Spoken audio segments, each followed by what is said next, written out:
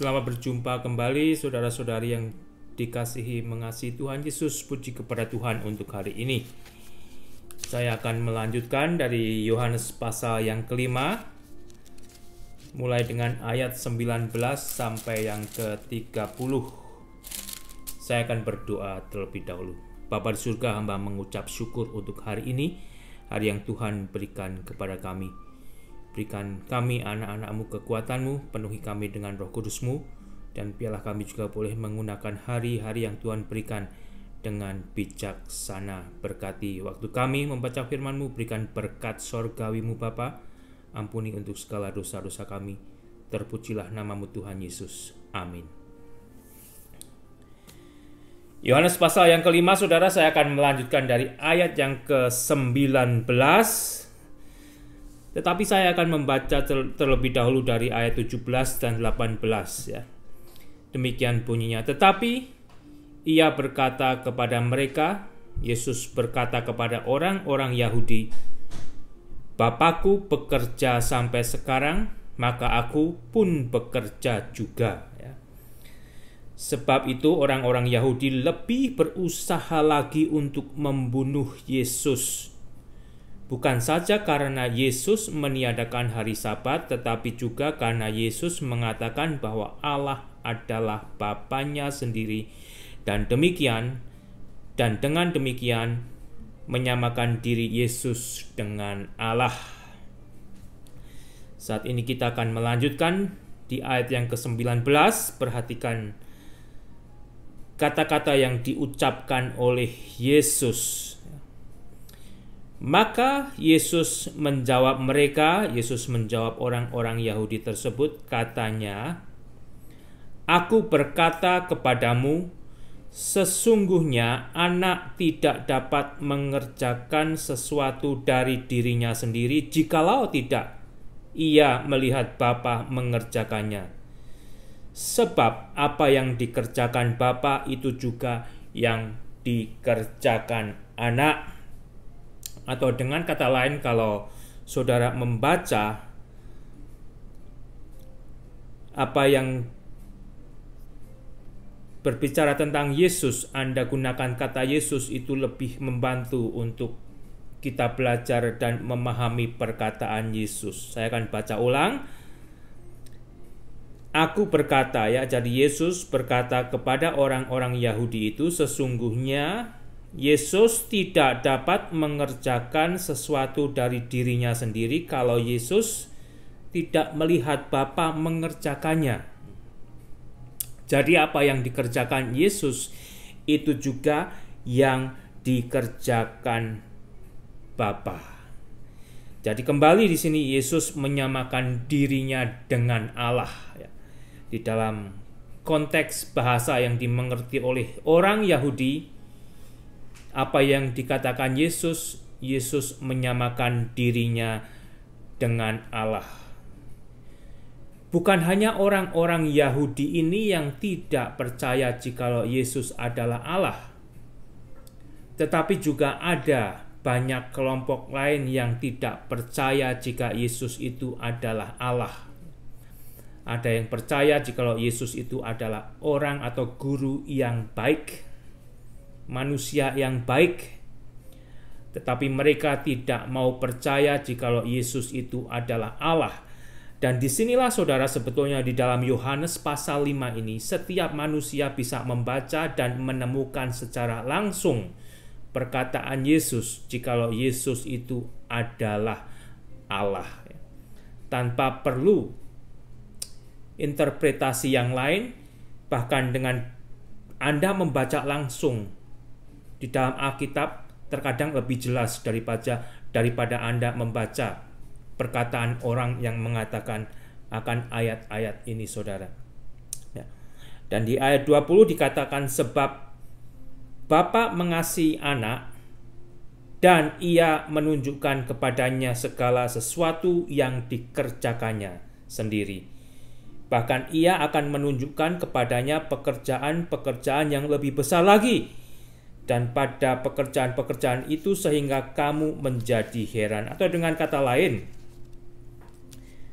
sebab Bapa mengasihi Yesus, Dan Bapa menunjukkan kepada Yesus segala sesuatu yang dikerjakan Bapa sendiri.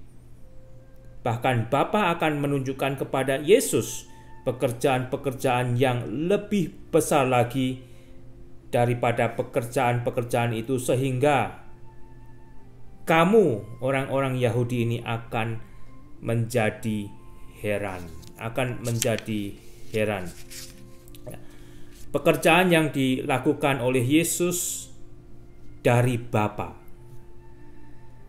Dan hubungan antara Bapa dan Anak, Yesus dan Bapa, dilandasi dengan kasih yang harmonis. Kalau Anda seorang ayah dan mempunyai anak yang taat, yang patuh kepada orang tua, yang mendengarkan orang tua, Anda sedikit bisa lebih memahami akan hubungan ini. Tetapi bedanya antara hubungan Bapa dan Anak, Yesus dan Bapanya adalah hubungan kasih yang harmonis, yang tidak tercacati oleh dosa. Yesus sampai saat itu telah melakukan pekerjaan-pekerjaan yang mengherankan di antara mereka sendiri, yang menurut mereka, menurut manusia, hanya bisa dilakukan kalau Allah yang melakukan. Tetapi saudara, di muka umum orang-orang Yahudi tersebut justru hanya mencari kesalahan Yesus. Orang-orang Yahudi tidak mengagumi, tidak memuji akan pekerjaan Yesus, tetapi justru mencari kesalahan Yesus. Kesalahan yang menurut adat istiadat mereka sendiri tentang Sabat, yang membuat mereka akhirnya benci dan memusuhi Yesus. Tuduhan orang-orang Yahudi terhadap Yesus yang melanggar peraturan mengenai hari Sabat bukanlah dari Allah. Karena Yesus sendiri mengatakan Dia mengerjakan pekerjaan Allah. Di dalam diri Yesus tidak ada kontradiksi dengan Allah. Disitulah kita akan menemukan bagaimana sebenarnya orang-orang Yahudi ini, para pemimpin agama Yahudi ini, meskipun matanya tercelek, saudara ya, bisa melihat apa yang Yesus sudah perbuat, tetapi hatinya tertutup. Mata hatinya buta ya. Allah Bapa masih akan melakukan pekerjaan-pekerjaan yang lebih besar lagi, ya, seperti dikatakan di situ, di dalam Yesus. Tetapi masalahnya, saudara, bukan hanya orang-orang Yahudi itu saja yang melek tapi buta, yang memiliki mata yang bisa melihat pekerjaan Yesus tetapi tidak mau mengakui apa yang sudah dilakukan Yesus, yang hanya menjadi deklarasi sebetulnya apa yang dilakukan Yesus itulah yang dilakukan Allah, yang hanya bisa dilakukan Allah. Ya. Sayangnya banyak orang-orang sampai saat ini juga yang sebenarnya melek tapi buta. Buta tidak bisa melihat dan mengakui jikalau apa yang sudah diperbuat Yesus itu adalah pekerjaan Allah sendiri. Kalau Allah yang bukan mengerjakannya tidak bisa, istilahnya begitu, saudara. Tetapi sejauh mana sampai saat ini banyak orang yang masih tidak mau mengakui jikalau Yesus itu adalah Anak Allah yang mengerjakan pekerjaan Bapa. Ayat 21, sebab sama seperti Bapa membangkitkan orang-orang mati dan menghidupkannya, demikian juga Anak menghidupkan barang siapa yang dikehendakinya. Baik Bapa maupun Yesus, keduanya membangkitkan orang-orang mati, memberikan kehidupan kepada barang siapa yang dikehendakinya. Di ayat yang ke-11 di situ dicatat ketika Yesus membangkitkan Lazarus yang sudah mati. Baik Bapa maupun Anak memiliki kuasa untuk membangkitkan orang yang sudah mati, memberi kehidupan bagi mereka yang sudah mati. Di ayat ke-22 saya akan lanjutkan. Perhatikan saudara, Bapa tidak menghakimi siapapun, melainkan telah menyerahkan penghakiman itu seluruhnya kepada Anak. Atau dengan kata lain, sebenarnya Yesus sendiri yang akan menghakimi setiap manusia. Ya. Saya akan baca seperti apa yang dikatakan di Alkitab di ayat ke-22. Saya akan ulang. Bapa tidak menghakimi siapapun, melainkan telah menyerahkan penghakiman itu seluruhnya kepada siapa? Saudara, di sini dicatat kepada Anak. Penghakiman itu seluruhnya telah diserahkan kepada Yesus. Jadi Yesus yang akan menghakimi setiap manusia, baik manusia yang percaya kepada Yesus maupun manusia yang tidak percaya kepada Yesus. Sebenarnya ini akan menjadi peristiwa tragis bagi mereka yang tidak percaya kepada Yesus. Karena firman Allah sudah dengan jelas berbicara, jikalau Yesuslah yang akan menghakimi mereka yang tidak percaya kepada Yesus. Mereka lebih percaya kepada dusta yang mengatakan jika Yesus tidak akan menghakimi mereka, Allah yang menghakimi mereka. Tetapi dengan jelas Anda sendiri bisa baca di dalam firman Allah, jikalau Allah telah menyerahkan penghakimannya kepada Yesus. Peristiwa tragis ini akan Anda bisa lewati. Sebenarnya, kalau Anda mau taat kepada Allah, untuk taat kepada Yesus, untuk menerima Yesus, siapa Yesus seperti yang Allah katakan. Sehingga Anda akan dihakimi Allah oleh Yesus sebagai orang yang percaya.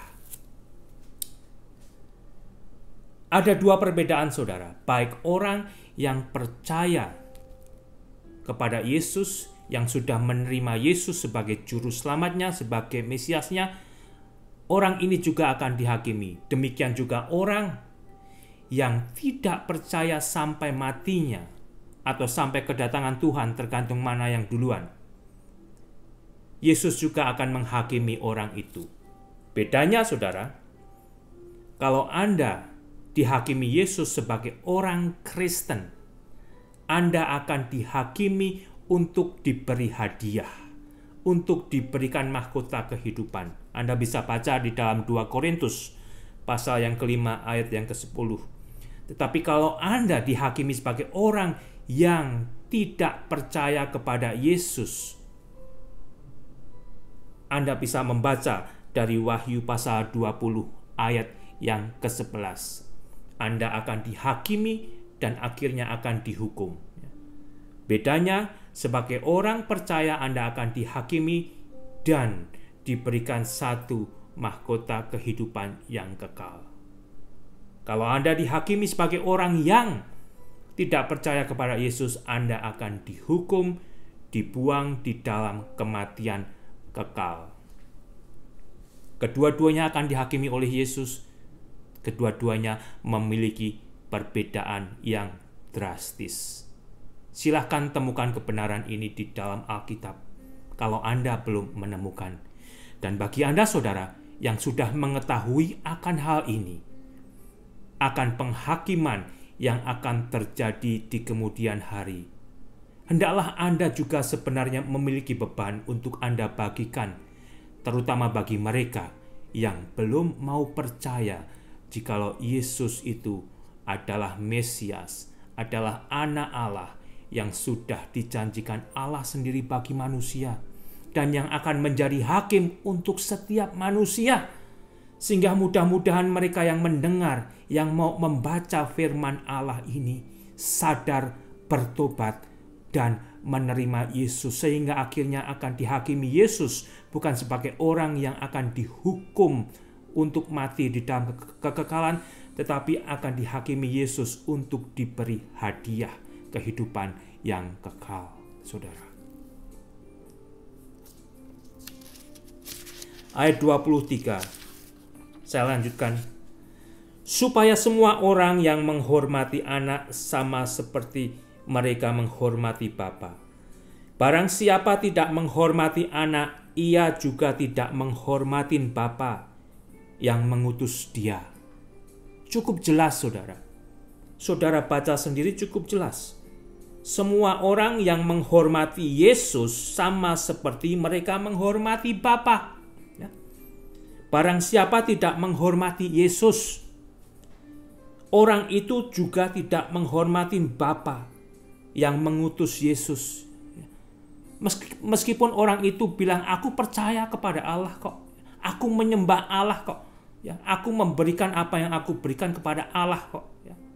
Tetapi kalau orang ini tidak mau menghormati Yesus, tidak mau percaya akan perkataan Yesus, jikalau Yesus adalah Mesias, anak Allah, sebenarnya orang ini tidak menghormati Bapa. Sebenarnya orang ini tidak mau percaya akan perkataan Allah tentang Yesus. Baca ulang bagi diri Anda sendiri. Jikalau lebih-lebih Anda masih belum percaya, masih belum yakin jikalau Yesus itu adalah Mesias yang Allah berikan bagi Anda. Baca ulang dari Yohanes pasal yang kelima ini, saudara. Dan mudah-mudahan Allah memberikan pencerahan bagi Anda. Ya, 23, saya akan melanjutkan ayat 24. Aku berkata kepadamu, di sini masih terjadi perbincangan antara Yesus dan orang-orang Yahudi, ya. Aku berkata kepadamu, sesungguhnya barang siapa mendengar perkataanku dan percaya kepada Dia yang mengutus aku, ia mempunyai hidup yang kekal dan tidak turut dihukum, sebab ia sudah pindah dari dalam maut ke dalam hidup. Yesus berkata kepada orang-orang Yahudi itu, dan juga kita semua. Intinya, isinya bagi semua manusia. Sesungguhnya barang siapa mendengar perkataan Yesus dan percaya kepada Allah yang mengutus Yesus, orang itu mempunyai hidup yang kekal dan tidak turut dihukum.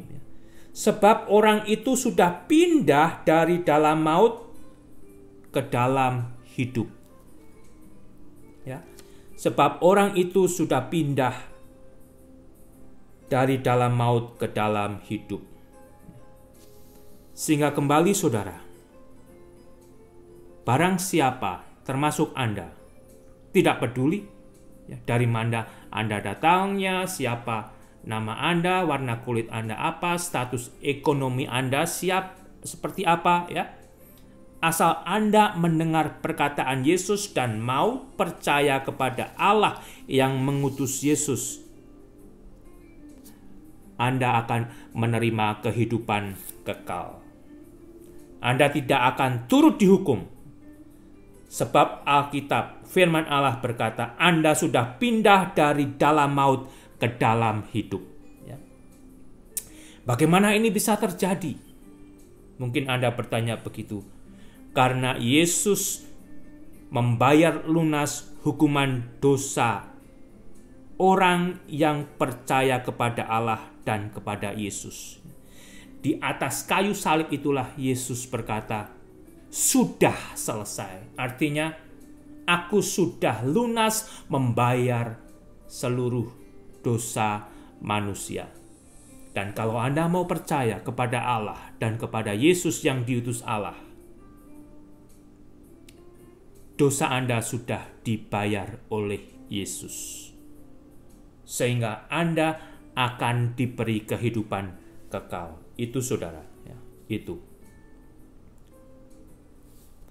Ayat 25. Aku berkata kepadamu, sesungguhnya saatnya akan tiba dan sudah tiba, bahwa orang-orang mati akan mendengar suara Anak Allah, dan mereka yang mendengarnya akan hidup. Sehingga kembali di sini Yesus berkata kepada orang-orang Yahudi dan kepada kita semua, sesungguhnya saatnya akan tiba dan sudah tiba. Sudah tiba saatnya. Saat Anda sudah tiba, bahwa orang-orang mati, Anda yang mengalami kematian secara rohani karena dosa Anda. Kalau Anda mau mendengar dan percaya apa yang Yesus katakan, Anda bisa menerima kehidupan dari Allah di dalam Yesus, saudara. Saya akan membaca dari Efesus pasal yang kedua, mulai ayat pertama. Kamu dahulu sudah mati karena pelanggaran dan dosa-dosamu. Kamu hidup di dalamnya karena kamu mengikuti jalan dunia ini. Karena kamu mentaati penguasa kerajaan angkasa, yaitu roh yang sekarang sedang bekerja di antara orang-orang durhaka. Sebenarnya dahulu kami semua juga terhitung di antara mereka, termasuk saya. Ya, Anda yang sudah jadi Kristen saat ini, dulunya sebenarnya sama. Kita semua telah mati di dalam dosa kita. Ketika kami hidup di dalam hawa nafsu daging dan menuruti kehendak daging dan pikiran kami yang jahat. Pada dasarnya kami adalah orang-orang yang harus dimurkai sama seperti mereka yang lain. Tetapi Allah yang kaya dengan rahmat oleh karena kasih-Nya yang besar yang dilimpahkannya kepada kita, telah menghidupkan kita bersama-sama dengan Kristus. Sekalipun kita telah mati oleh kesalahan-kesalahan kita. Meskipun Anda sudah mati oleh kesalahan-kesalahan Anda, oleh karena dosa Anda bisa dihidupkan dan diberi hidup oleh Allah jikalau Anda mau percaya kepada Allah yang sudah memberikan Yesus bagi Anda. Anda hidup, tapi Anda mati. Dead man walking. Orang yang tidak mau percaya kepada Yesus, jikalau Yesus adalah utusan Allah, itulah dia, dead man walking. Manusia yang hidup tapi mati.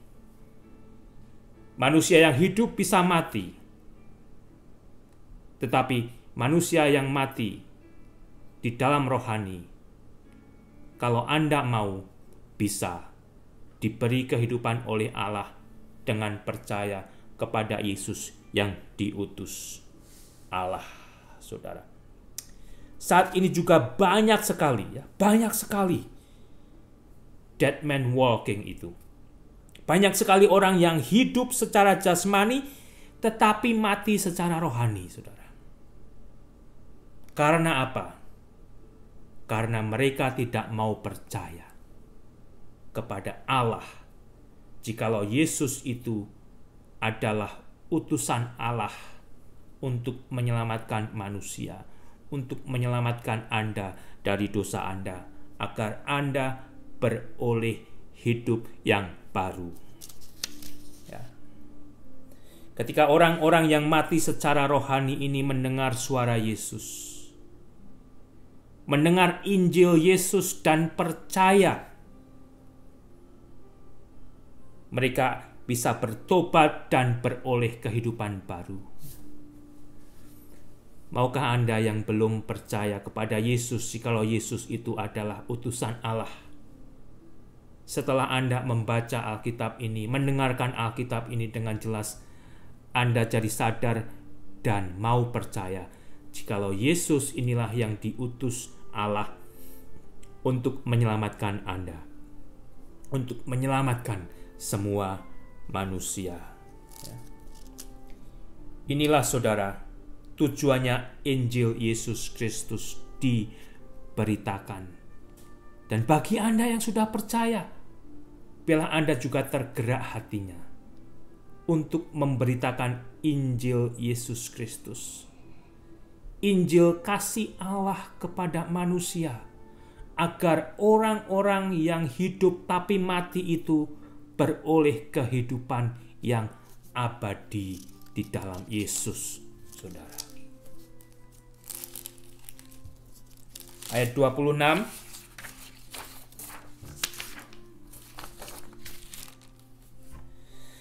Sebab sama seperti Bapa mempunyai hidup dalam dirinya sendiri, demikian juga diberikannya anak mempunyai hidup dalam dirinya sendiri. Yesus telah memberikan hidupnya agar setiap manusia yang percaya kepada Yesus beroleh hidup baru. Ayat 27. Dan ia telah memberikan kuasa kepadanya untuk menghakimi, karena ia adalah anak manusia. Dan Yesus kembali berbicara tentang dirinya sendiri, jikalau Allah telah memberikan kuasa kepada Yesus untuk menghakimi. Diulang lagi di sini, saudara. Dan seharusnya ini membuat kita menjadi sangat jelas. Jikalau kuasa penghakiman itu sudah Allah berikan kepada Yesus. Karena Yesus adalah anak manusia. Selain Yesus sebagai manusia telah mengalami pencobaan sebagai manusia, Yesus juga telah mengalami kematian sebagai manusia di atas kayu salib itu, saudara. Yesus mengerti apa yang dialami manusia. Kematian itu adalah momok bagi manusia. Kematian itu adalah hal yang menakutkan bagi manusia. Dari 100 manusia, 100 orang itu juga akan mati. Anda akan mati. Kemana Anda akan mati, saudara? Kemana Anda akan pergi setelah mati? Sudahkah Anda memiliki kepastian? Di dalam Yesus tidak ada mudah-mudahan. Di dalam Yesus yang ada kepastian, karena firman Allah ini pasti dan jelas bagi Anda. Kalau Anda merindukan kepastian, kalau Anda mau melewati kematian ini dengan kejelasan, jikalau Anda akan hidup selama-lamanya, tidak dihukum di dalam kesengsaraan, pertimbangkanlah perkataan firman Allah. Percayalah kepada Yesus. Ulangi baca lagi. Temukan bagi Anda sendiri secara pribadi, jikalau Yesus itu adalah juru selamat Anda. Baca, saudara, Alkitab ini. Ya. Jangan hanya mendengarkan khotbah orang. Jangan hanya mendengarkan apa yang saya katakan. Anda bisa mendengarkan dari orang ke orang itu perkataan yang berbeda. Kalau Anda sendiri bisa membaca Alkitab, itu lebih cespleng istilahnya, saudara. Ya, baca Alkitab. Ayat 27, ayat 28. Janganlah kamu heran akan hal ini, sebab saatnya akan tiba bahwa semua orang yang di dalam kuburan akan mendengar suaranya, dan mereka yang telah berbuat baik akan keluar dan bangkit untuk hidup yang kekal, tetapi mereka yang telah berbuat jahat akan bangkit untuk dihukum. Di dalam bahasa Alkitab kita tahu, mereka yang berbuat baik kepada Allah, di hadapan Allah, dan di dalam perbuatan baiknya itu akan dibangkitkan untuk hidup yang kekal. Kita tahu bahasa Alkitab, yaitu itulah mereka yang percaya kepada Allah, untuk percaya kepada Yesus sebagai juru selamatnya. Kalau saudara memakai ukuran manusia, Anda akan bilang, lah saya kan perbuatan baik saya banyak sekali. Silahkan Anda timbang deh ya. Silahkan Anda timbang. Saya melakukan kebaikan untuk ini, untuk itu, menyumbang ini, menyumbang itu. Silahkan timbang. Timbangan kebaikan saya itu banyak sekali. Tetapi lain halnya, satu hal di dalam bahasa Allah sendiri, bahasa firman Allah, kebaikan yang membuat seseorang akan bisa mendapatkan hidup yang kekal itu jikalau orang itu percaya kepada Allah dan kepada Yesus sebagai juru selamatnya. Percaya jikalau Yesus itu adalah juru selamat yang diutus oleh Allah. Tetapi mereka yang telah berbuat jahat akan bangkit untuk dihukum. Sehingga kembali, dari dua kelompok ini, keduanya akan dibangkitkan, yang satu akan diberi hadiah untuk kehidupan yang kekal, dan yang satunya akan dihukum untuk mati di dalam kekekalan. Sehingga kembali tadi saudara bisa baca dari 2 Korintus pasal yang kelima dan dari Wahyu pasal yang ke-20. Ayat 30, aku tidak dapat berbuat apa-apa dari diriku sendiri, aku menghakimi sesuai dengan apa yang aku dengar, dan penghakimanku adil. Sebab aku tidak menuruti kehendakku sendiri, melainkan kehendak Dia yang mengutus aku. Penghakiman Yesus benar dan adil, karena Yesus menghakimi bersama-sama dengan Bapa. Yesus menghakimi bersama-sama dengan Allah. Sehingga jelas saudara, berapa kali Yesus berkata tentang dirinya jikalau Yesus adalah hakim bagi manusia. Setidak-tidaknya sampai dari ayat 19 sampai 30 ini ada 3 bagian. Tidakkah itu sudah lebih dari cukup untuk membuat manusia mengerti jikalau Yesuslah yang akan menghakimi setiap manusia, baik yang percaya kepada Yesus ataupun yang menolak Yesus. Dan kembali, tragedi bisa dielakkan, tragedi bisa dilewati kalau Anda mau percaya kepada Allah dan kepada Yesus yang diutus Allah sebagai juru selamat Anda yang memberi kehidupan kekal bagi Anda dan kita semua yang mau percaya akan kebenaran firman Allah. Tuhan Yesus memberkati.